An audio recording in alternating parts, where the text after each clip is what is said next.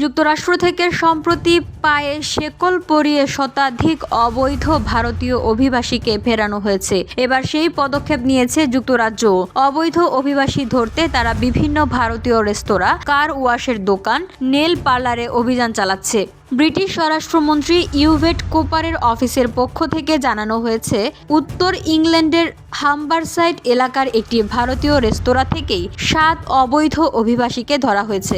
জানুয়ারি মাস জুড়ে 828টি জায়গায় অভিযান চালানো হয়েছে। চার্টার ফ্লাইটে করে অবৈধ অভিবাসীদের তাদের দেশে ফেরত পাঠানোর প্রক্রিয়া শুরু হয়েছে। ধুলো, ময়লা ও ক্ষতিকর ধূলিকণা থেকে নিমিষেই মুক্তি দেয় চৌধুরী এয়ার পিউরিফায়ার। এর শক্তিশালী সাকশন ঘরের কোনায় কোনায় লুকিয়ে থাকা সকল ধুলা টেনে ফিল্টার করে এবং বের করে আনে নির্মল ও স্বাস্থ্যকর হাওয়া।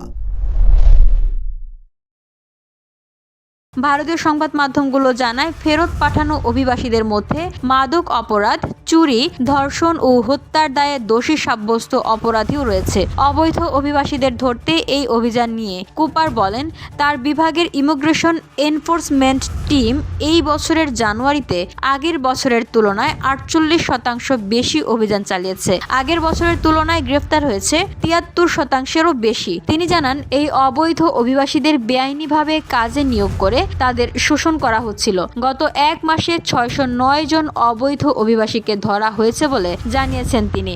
ভারতীয় সংবাদ মাধ্যম এনডিটিভির এক প্রতিবেদনে বলা হয়, বৈধ পরিচয়পত্রহীন শ্রমিকদের নিয়োগ করার জন্য বিভিন্ন সংস্থাকে 1090টি নোটিশ পাঠিয়েছে ব্রিটিশ সরকার। এসব ক্ষেত্রে নিয়োগদাতা দোষী সাব্যস্ত হলে প্রতি অবৈধ অভিবাসী শ্রমিকের জন্য 60,000 পাউন্ড পর্যন্ত জরিমানার মুখোমুখি হতে পারেন তারা। মালয়েশিয়ান প্রযুক্তিতে তৈরি অত্যাধুনিক cleaning machine modern vacuum cleaner যে কোনো ধরনের ধুলো ময়লাকে পরিষ্কার করে ঘরকে করে তুলুন চকচকে ও আকর্ষণীয়। Modem, brand of luxury.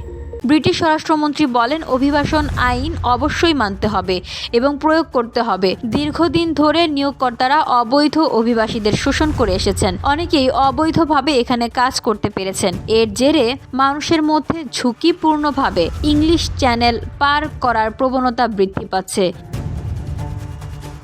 VOD Bangla news desk.